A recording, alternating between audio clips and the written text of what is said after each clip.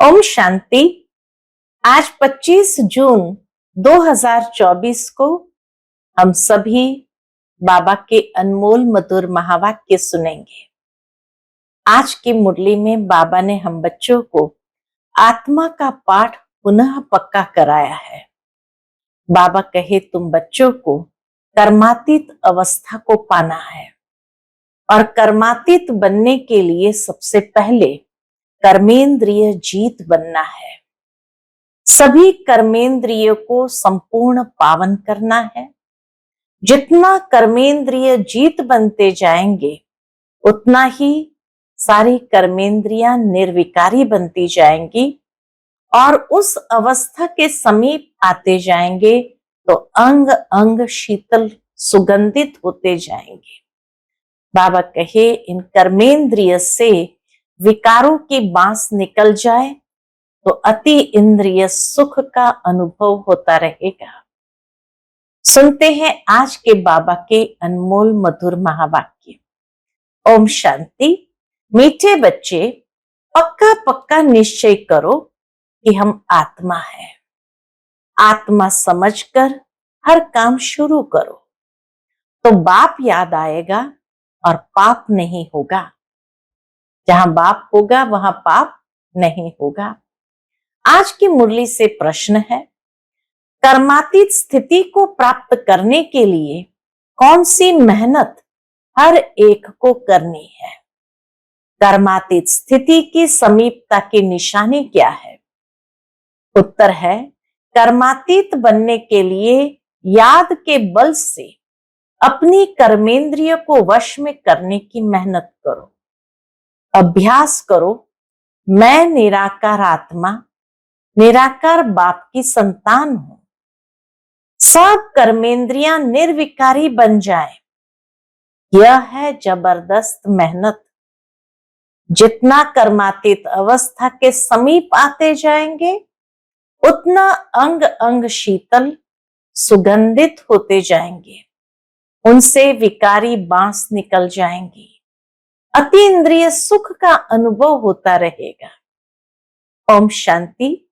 शिव भगवान उवाच, यह तो बच्चों को नहीं बताना है कि किसके प्रति। शिव भगवान उवाच, किसके प्रति? बच्चे जानते हैं शिव बाबा ज्ञान का सागर है, मनुष्य सृष्टि का बीज रूप है, तो जरूर आत्माओं से बात करते हैं। बच्चे जानते हैं शिव बाबा पढ़ा रहे हैं। बाबा अक्षर से समझते हैं, परम आत्मा को ही बाबा कहते हैं। सब मनुष्य मात्र उस परम आत्मा को ही फादर कहते हैं। बाबा परम धाम में रहते हैं। पहले पहले ये बातें पक्की करनी है।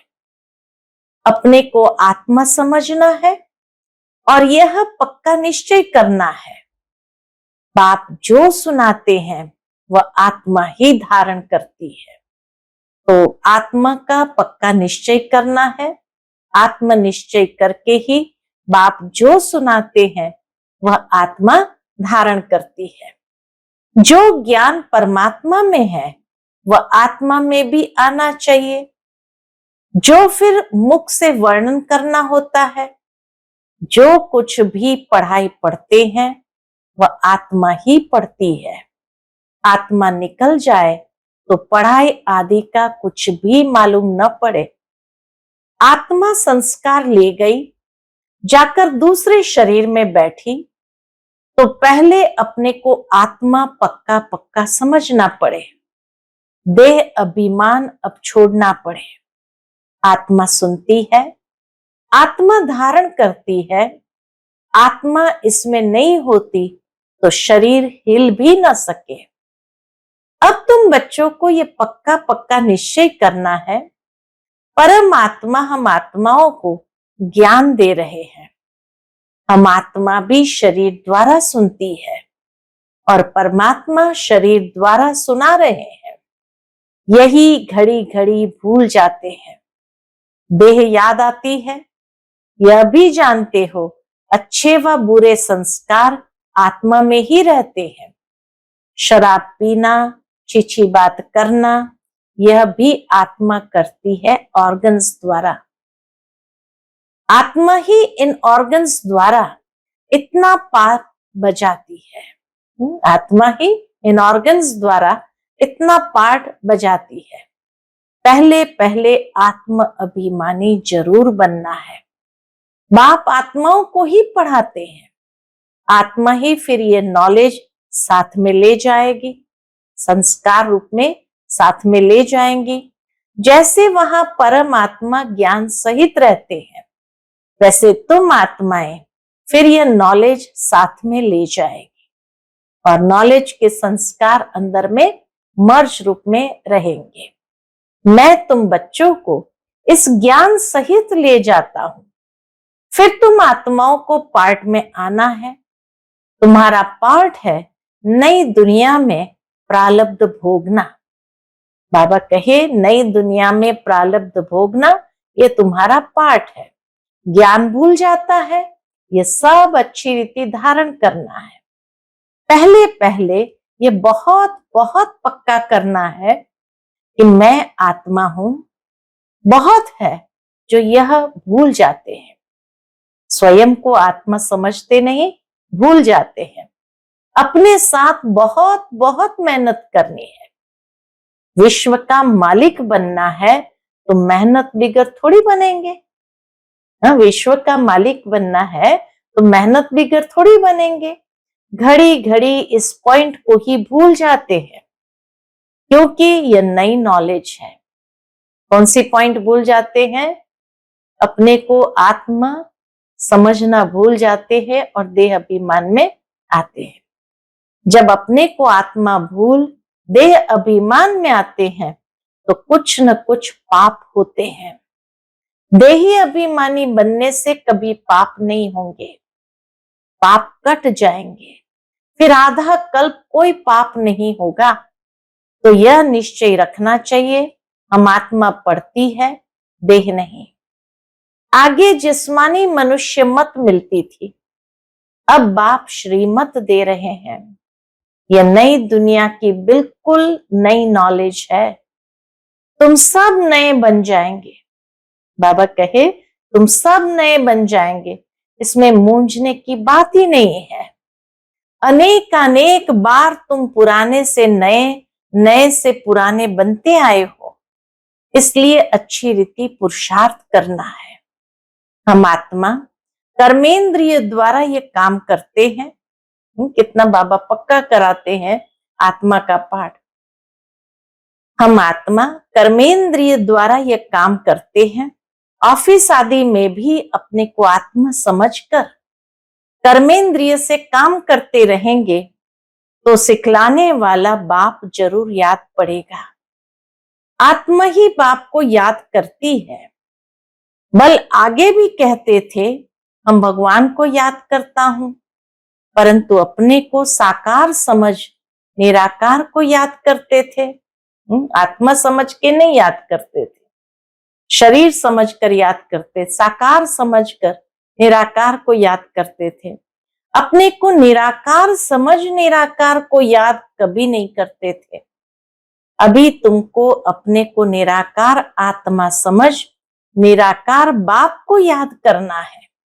यह बड़ी विचार सागर मंथन करने की बात है।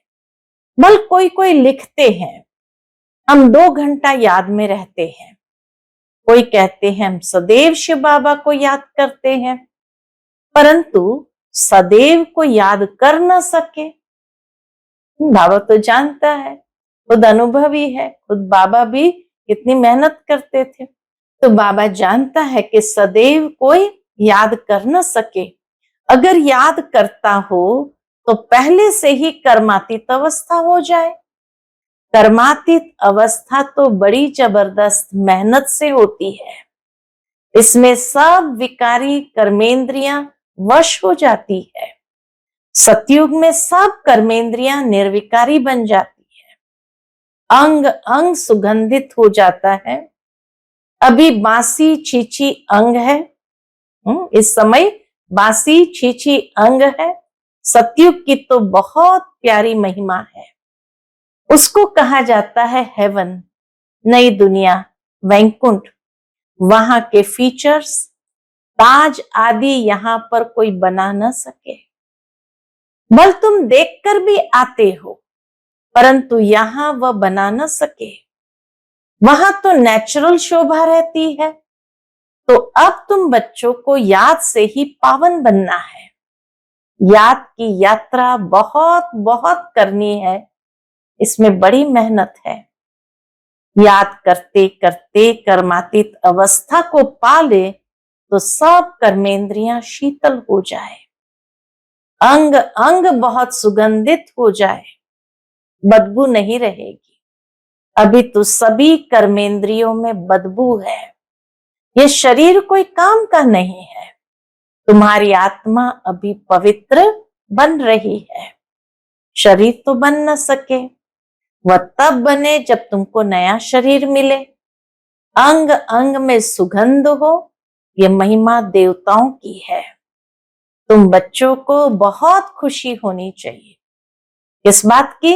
बाप आया है तो खुशी का पारा चढ़ जाना चाहिए, है ना? कि बाबा आया है तो कितनी खुशी होनी चाहिए। और वो हमें क्या बना रहे हैं? ऐसी दुनिया में ले जा रहे हैं जहां अंग अंग से सुगंध निकलती हो। बाप कहते हैं मुझे याद करो तो विकर्म विनाश होंगे। गीता के अक्षर कितने क्लियर है। बाबा ने कहा भी है, मेरे जो भक्त है, जो गीता पाठी होंगे, वह श्री कृष्ण के पुजारी जरूर होंगे। तब बाबा कहते हैं देवताओं के पुजारियों को सुनाना। मनुष्य शिव की पूजा करते हैं और फिर कह देते हैं सर्वव्यापी। ग्लानि करते हुए भी मंदिरों में रोज जाते हैं। एक तरफ ग्लानि भी करते हैं, फिर रोज मंदिरों में भी जाते हैं। शिव के मंदिर में ढेर के ढेर जाते हैं। बहुत ऊंची सीढ़ी चढ़कर जाते हैं ऊपर में। शिव के मंदिर ऊपर में होते तो बहुत सीढ़ी चढ़कर जाते हैं ऊपर में। शिव का मंदिर ऊपर बनाया जाता है। शिव बाबा भी आकर के सीढ़ी बताते हैं ना। उनका ऊंचा नाम, ऊंचा ठाव है। इतना ऊपर जाते हैं। बद्रीनाथ, अमरनाथ, वहां शिव के मंदिर है। ऊंच चढ़ाने वाला है तो उनका मंदिर भी बहुत ऊंच बनाते हैं। यहाँ गुरु शिखर का मंदिर भी ऊंची पहाड़ी पर बनाया हुआ है। ऊंच बाप बैठ तुमको पढ़ाते हैं। दुनिया में और कोई नहीं जानते कि शिव बाबा आकर पढ़ाते हैं। वह तो सर्वव्यापी कह देते हैं। अभी तुम्हारे सामने एम ऑब्जेक्ट भी खड़ी है। सिवाय बाप के और कौन कहेगा ये तुम्हारी एम ऑब्जेक्ट है? लक्ष्मी नारायण का चित्र दिखाकर बाबा कहे ऐसा कौन होगा जो कहेगा ये तुम्हारी एम ऑब्जेक्ट है? ये बाप ही तुम बच्चों को बतलाते हैं। तुम कथा भी सत्यनारायण की सुनते हो। वह तो जो पास्ट हो जाता है उनकी कथाएं बताते हैं कि आगे क्या क्या हुआ, जिसको कहानी कहा जाता है। जिसको कहानी कहा जाता है। ये ऊंच ते ऊंच बाप बड़े ते बड़ी कहानी सुनाते हैं। और यह कहानी तुमको बहुत ऊंच बनाने वाली है। 5000 वर्ष की ये कहानी, यह सदैव याद रखनी चाहिए और बहुतों को सुनानी है। कहानी सुनाने के लिए ही तुम प्रदर्शनी व म्यूजियम बनाते हो। 5000 वर्ष पहले भारत ही था जिसमें देवताएं राज्य करते थे। यह है सच्ची सच्ची कहानी जो दूसरा कोई बता न सके। ये रियल कहानी है जो चैतन्य वृक्षपति बाप बैठ समझाते हैं। बीज है तो वृक्षपति है, वो आकर के समझाते हैं। तो ये रियल कहानी है जो चैतन्य वृक्षपति बाप बैठ समझाते हैं, जिससे तुम देवता बनते हो। इसमें पवित्रता मुख्य है। पवित्र नहीं बनेंगे तो धारणा नहीं होगी। शेरनी के दूध के लिए सोने का बर्तन चाहिए, तभी धारणा हो सकेगी। ये कान बर्तन मिसल है। बाबा कहे ये कान बर्तन मिसल है ना, ये सोने का बर्तन होना चाहिए, अभी पत्थर का है। सोने का बने तभी धारणा हो सके। बड़ा अटेंशन से सुनना और धारण करना है। कहानी तो इजी है जो गीता में लिखी है, वह कहानियां सुनाकर कमाई करते हैं, सुनाने वालों से उन्हों की कमाई हो जाती है। यहां तुम्हारी भी कमाई है, दोनों कमाई चलती रहती है, दोनों व्यापार है, पढ़ाते भी है। कहते हैं मन मना भव, इस पढ़ाई में सार है मन मना भव, पवित्र बनो। पवित्र बनो, योगी बनो। ऐसे और कोई नहीं कहते, न मन मना भव रहते हैं। कोई भी मनुष्य यहाँ पवित्र हो नहीं सकते, क्योंकि भ्रष्टाचार की पैदाइश है। रावण राज्य कलयुग अंत तक चलना है, इसमें पावन होना है, उसमें पावन होना है। पावन कहा जाता है देवताओं को, न कि मनुष्य को। सन्यासी भी मनुष्य है, उन्हों का है निवृत्ति मार्ग का धर्म।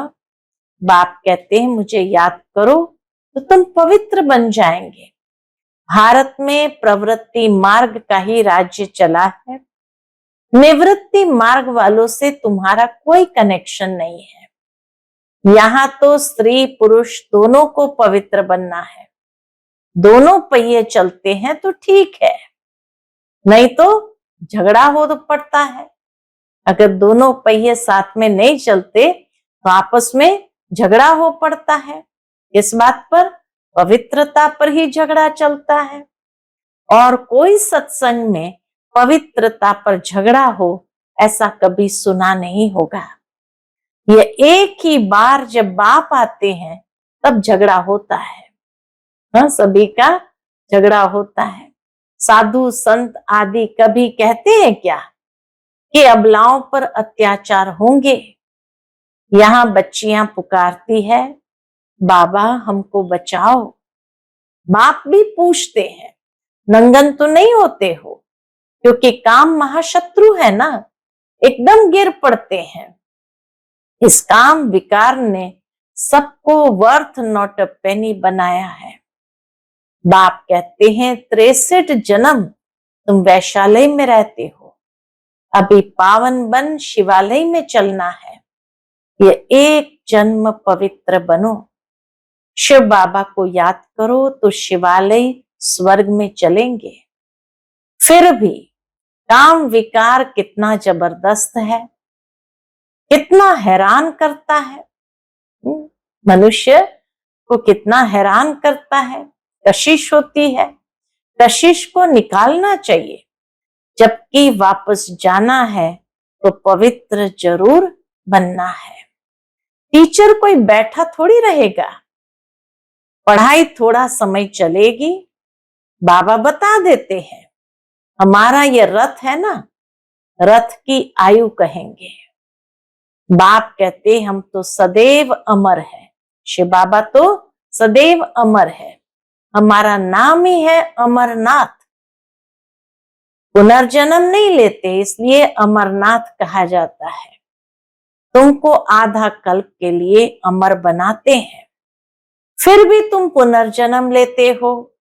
तो अब तुम बच्चों को जाना है कहाँ? ऊपर। बाबा कहे अब तुम बच्चों को जाना है ऊपर। मुंह उस तरफ, टांगे इस तरफ करनी है। फिर इस तरफ मुंह क्यों फिराना चाहिए? कहते बाबा भूल हो गई, मुंह इस तरफ हो गया तो गोया उल्टे बन जाते हो। कितना प्यार से बाबा समझाते हैं। फिर उल्टे बन जाते हो। तुम बाप को भूल देह अभिमानी बनते हो तो उल्टा बन जाते हो। बाप सब कुछ बतलाते हैं, एक एक बात बाबा प्यार से समझाते हैं। बाप से कुछ भी मांगना नहीं है कि ताकत दो, शक्ति दो। बाप तो रास्ता बतलाते हैं, योग बल से ऐसा बनना है। तुम योग बल से इतने शाहूकार बनते हो जो 21 जन्म कभी कोई से मांगने की दरकार नहीं। इतना तुम बाप से लेते हो, समझते हो बाबा तो अथाह कमाई कराते हैं, कहते हैं जो चाहो सो ले लो। ये लक्ष्मी नारायण है हाईएस्ट।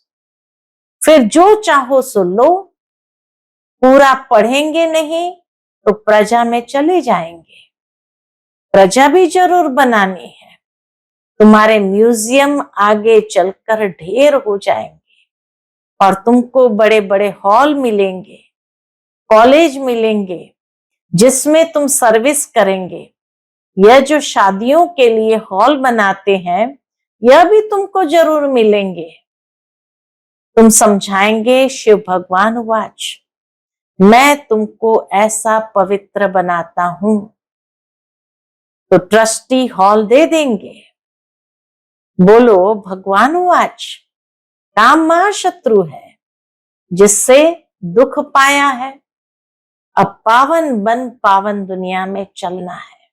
बाबा कहे ऐसे ऐसे हॉल वालों को भी समझाओ तो उनको भी रियलाइज होगा और वह भी तुरंत हॉल दे देंगे। तुमको हॉल मिलते रहेंगे, फिर कहेंगे टू लेट।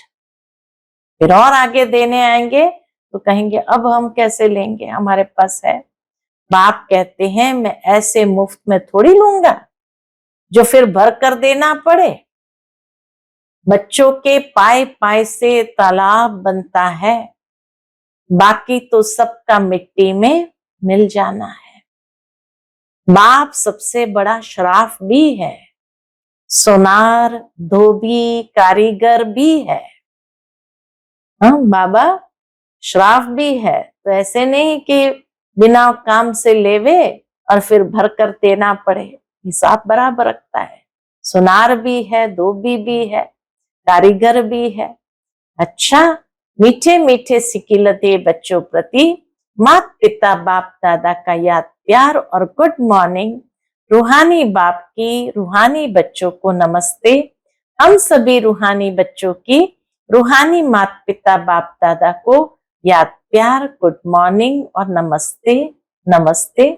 शुक्रिया बाबा, शुक्रिया। आज की मुरली से धारणा के लिए मुख्य सार है।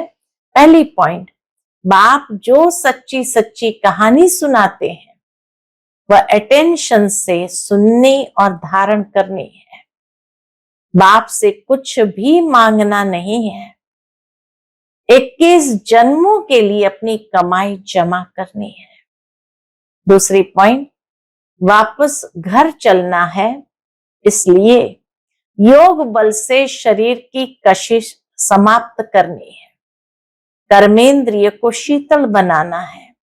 इस देह का भान छोड़ने का पुरुषार्थ करना है। आज का बाप दादा का मधुर वरदान हम बच्चों के प्रति है।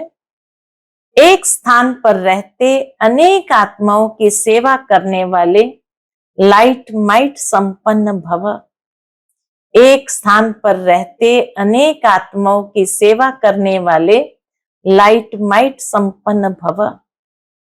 जैसे लाइट हाउस एक स्थान पर स्थित होते दूर दूर की सेवा करता है, ऐसे आप सभी एक स्थान पर होते अनेकों की सेवा अर्थ निमित्त बन सकते हो।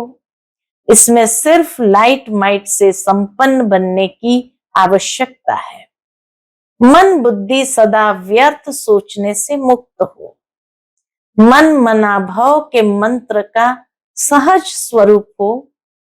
मनसा शुभ भावना, श्रेष्ठ कामना, श्रेष्ठ वृत्ति और श्रेष्ठ वाइब्रेशन से संपन्न हो।